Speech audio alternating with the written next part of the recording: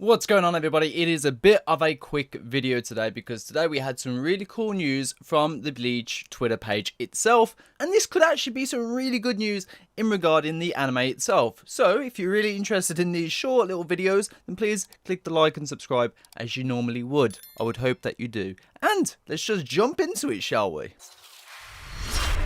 So, we may actually have some answers in regards to when we're going to get this anime, when we're going to get Core 2, when are we going to see Bleach back on the screens, and when are we going to be expecting some PVs, and this might actually give you some of those answers. Now, of course, we also want to know, is the anime going to look better than Core 1? Is it going to have those big, massive fight sakugas that animators have been gassing up, or more so Hiromitsu has been gassing up? And are we going to get to see who these new animators are that have joined the team? Of course, it's very possible within episode 1 and 2, because following up from episode 13 from Core 1, we're going to get episode 14 and 15 in about, let's just say, 2 months time, because some special people who have paid to join a lottery, as well as some club outside members, are going to be experiencing episode 14 and 15 for the first time before anyone else. And if this sounds familiar to you, you are completely right, because they did this before Bleach came back as well, and they did a lottery for that as well.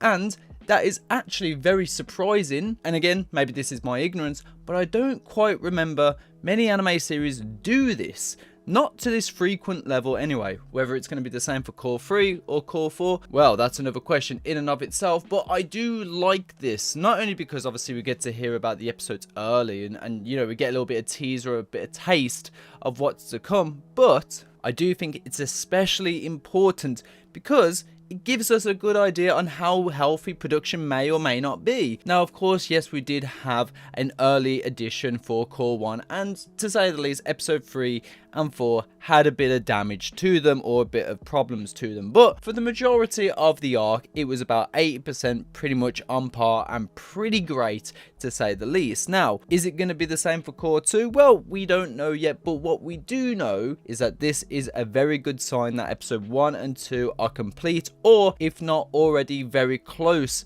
to completion. And that's great, because I already know some episodes towards the end, I will say, are already being worked on as we speak, and that's very good, because by the time those ending episodes come to air, that will be in 5 months time. And let's just say Yamamoto versus yhwach took 6 months to finish, or you know, make and finish. So this is very good for the production. It seems to be going smoothly. I have not heard any issues on the production side like I did previously on Core 1. Of course, I might be wrong, because I don't obviously know every animator and what their issues are. Of course, we have Hashimoto on Twitter complaining a little bit about the Bleach anime. However, to his, respect, and I do respect these animators a lot, Hashimoto does have a bit of a track record of complaining about every project that he's on. That's not to take away his talents, it's just something that I just take with a little bit of a grain of salt. Because other than that, I haven't really heard anything bad from any of the animators that I've spoke to or heard from. So it sounds extremely positive on my end of the spectrum anyway. So it's an extremely good thing so far to hear that we're going to be getting episodes 1 and 2 or 14 and 15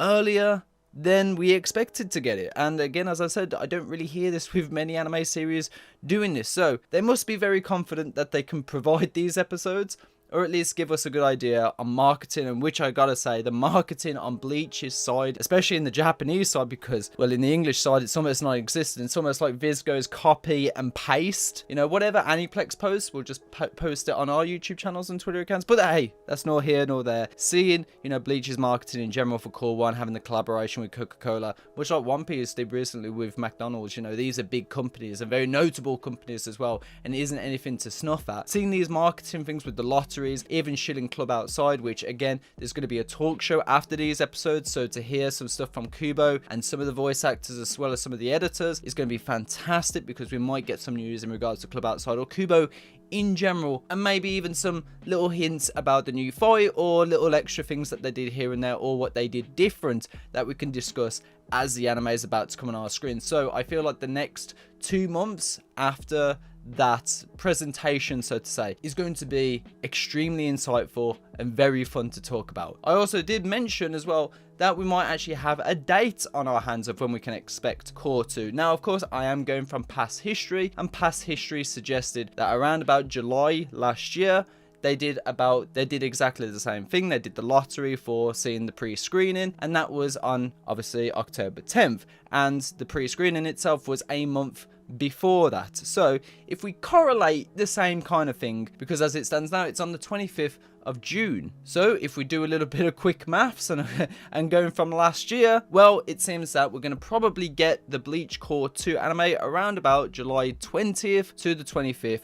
Hey, we might even get it on Ichigo's birthday on July 15th. That would be a really cool coincidence or intentional marketing, but that would be really cool. But I'm shouting for the stars on July 20th or 25th, which actually isn't that far-fetched, because Bleach did actually air on a Monday at midnight, and this will be on the 24th of July, which will be on a Monday. So who knows? It's going to be interesting to see what time slot they choose and go for. Of course, during that time, we're going to be getting a lot of PVs within that month as well. We'll probably get one before the pre-screening as well, which is usually going to be one. If you count this one that we've already had for Core 2, the little teaser, we'll probably get one more, and then throughout the month we're probably going to get a lot of TV spots like we did last time. But yeah, overall I'm excited. I'm expecting these episodes to give us that 1 hour special of the Bambietta sex scene that we're never ever going to get. But hey, as long as my prediction that the Quincy man didn't hit, I'll be quite happy, because no one gets to touch Bambietta so casually, because she's a queen and we all must respect it. So probably no hour-long sex scene as like the memes were on Twitter. And also I do think this is probably going to cover towards the end of episode 2.